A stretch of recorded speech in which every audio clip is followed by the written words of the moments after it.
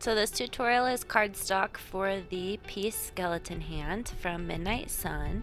What's great is that this cut file is available on their website, so it's really quick and easy, and you can do any kind of pattern you want to make this a year-round mold, especially because skeletons are really popular right now. So first thing you'll do is go to midnightsunmolds.com. If you join their Facebook group, they have a ton of reps that have discount codes which can give you 10% off. And then we want the skeleton piece lightning bolt, and then they'll even show you a picture of what the cardstock looks like.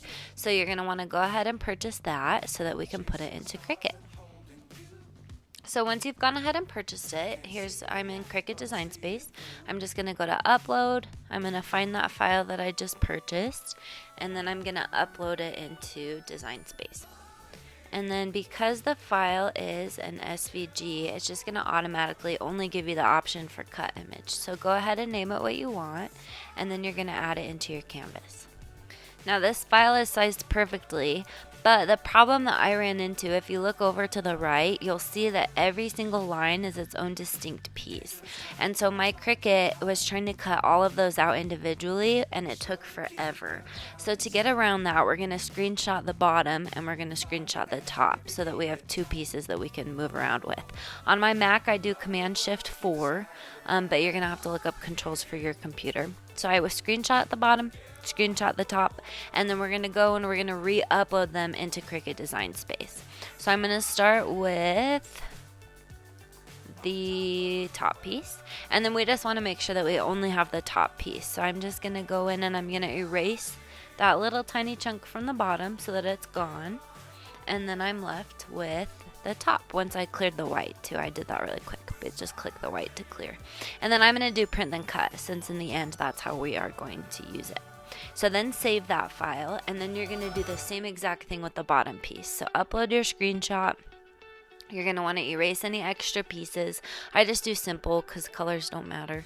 So I clicked on the white to get rid of it. I erased that top piece, and then now I've got my bottom piece that I can save. And then this is nice too because it splits it into two images that you can move around, and that lets you fit more on a page versus when it's connected into one full piece. So now you're just going to want to go ahead and add both of those to your canvas.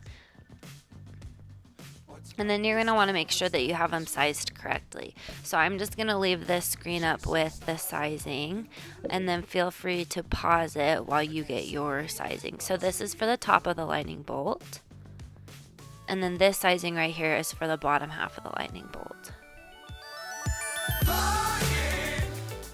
So once you have those in, now you're ready to play around with the patterns. So you'll just go in to make sure it's set to print then cut, and then you can go in and add whatever pattern you want.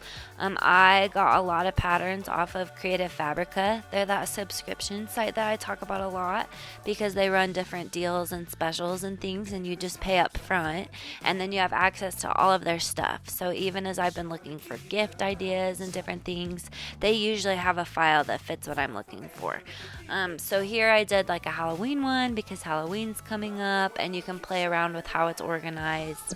I'm also going to show you some pumpkins, so really whatever patterns you are looking for. So then when you're ready, you can go ahead and you can print then cut. You can fit more on a page, obviously I didn't. And then my example one is a different pattern, but it will still show you exactly what it looks like. So then here it is once you've baked it into your mold. Like I said, I used a different pattern than the video because I forgot to record. But really, you can do rainbows, you could do all sorts of fun stuff. So I can't wait to play around with the pattern on these. Thanks so much for watching. If you found it helpful, then subscribe. As always, feel free to share my videos. When people are asking for cardstock tutorials, I just really appreciate it. So thanks so much, everybody.